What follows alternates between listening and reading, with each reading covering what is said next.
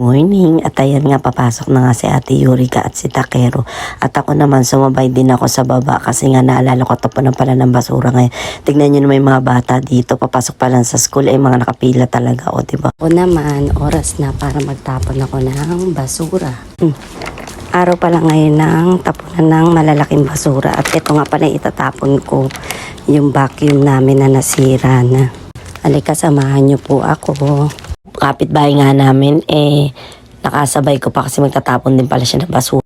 At ayan, dyan tinatapon yung mga malalaking basura. Ayan, andito na nga tayo, o diba? Meron kayong makikita dito na akama, tapos linoleum ba to kung tawagin. Tapos, yan, konti pa lang yung nagtatapon. Meron pa mamaya magtatapon. Yan, meron din sila ditong mga... Yan, may mga kawali. Ang cute naman ang color nito, patungan. Tapos, eto ano ba to? Heater, parang heater siya.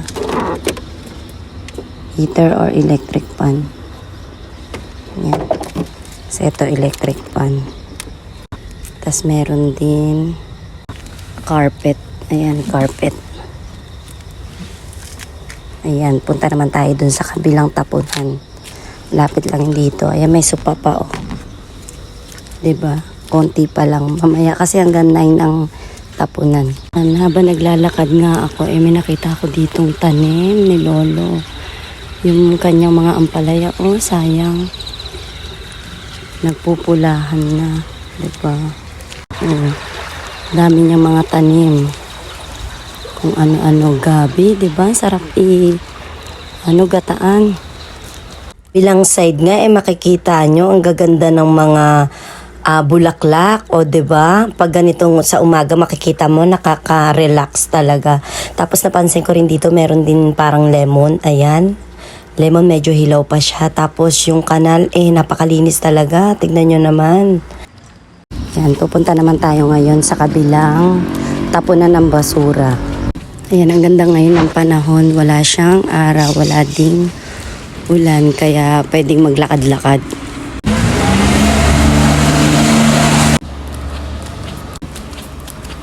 Ohayo gozaimasu.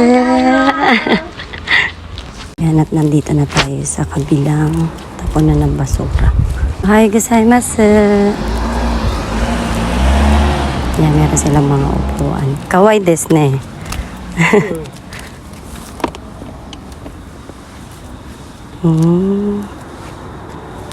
Jidenshaないですな。失礼し、また帰るよ。Oh. Yan, ang cute. Meron din silang mga... 業者の人乗って帰るよ。Meron din silang mga laro ng printer. Yan, iba-ibang mga... Yan, meron din sila dito mga kama. Ang ganda ng kama.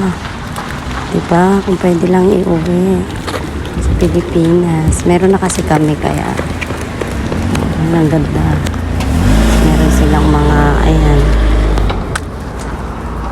sahang, initan ng tubig, sampayan, pang-vacuum, ang lamesa. O, diba, ang ganda ng lamesa.